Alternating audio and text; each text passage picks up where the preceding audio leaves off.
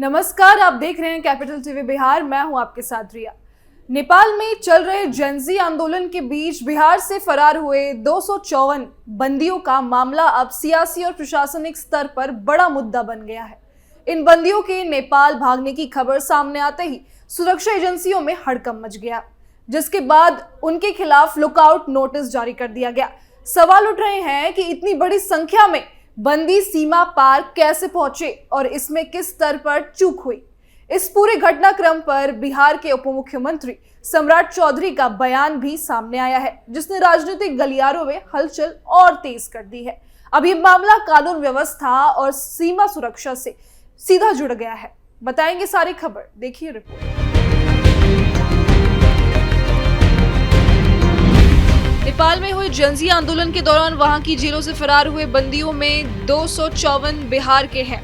राज्य सरकार ने इनके खिलाफ लुकआउट जारी किया है। खुफिया विभाग की विशेष शाखा ने इन बंदियों की सूची जारी करते हुए इन्हें तत्काल गिरफ्तार करने और कानून समेत कार्रवाई करने का निर्देश सभी जिलों की पुलिस को दिया है।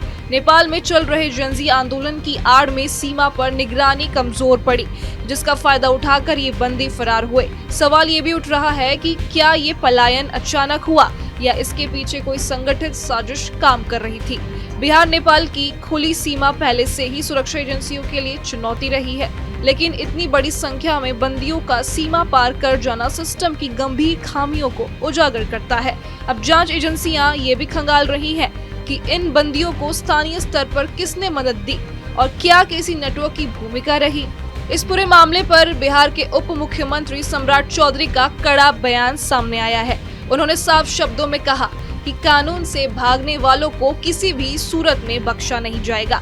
सम्राट चौधरी ने प्रशासन को निर्देश दिए हैं कि फरार बंदियों की जल्द से जल्द गिरफ्तारी सुनिश्चित की जाए और जिन अधिकारियों की लापरवाही सामने आए उनके खिलाफ भी सख्त कार्रवाई हो। उन्होंने ये भी कहा कि बिहार सरकार कानून व्यवस्था को लेकर किसी तरह का समझौता नहीं करेगी और सीमा सुरक्षा को और मजबूत किया जाएगा। बता दें कि फरार हुए बंदियों में कुल 540 भारतीय हैं। इनके अलावा इनमें 4 पाकिस्तानी, 25 चीनी और 16 बांग्लादेशी बंदी भी शामिल हैं। खुफिया विभाग को इनके बिहार में छिपे होने की आशंका है। राज्य के खुफिया विभाग के विदेश प्रभाग ने नेपाल सरकार के आग्रह पर फरार बंदियों की सूची जारी की है। बिहार के जिन जिलों के बंदी नेपाल की जेल तोड़कर भागे हैं, उनमें पूर्व चंपारण, पश्चिम चंपारण, सीतामढ़ी, मधुबनी, अररिया, सुपौल, किशनगंज, मुजफ्फरपुर व पटना के निवासी भी शामिल हैं। इस पूरे मामले ने एक बार फिर उप मुख्यमंत्री सम्राट चौधरी की सख्त राजनीतिक छवि और लगातार एक्शन मोड को उजागर किया है। बंदियों के फरार होने की घटना सामने आते ही उन्होंने न सिर्फ अधिकारियों को कठोर निर्देश दिए, बल्कि साफ संकेत दिया कि लापरवाही पर अब कोई ढील नहीं होगी।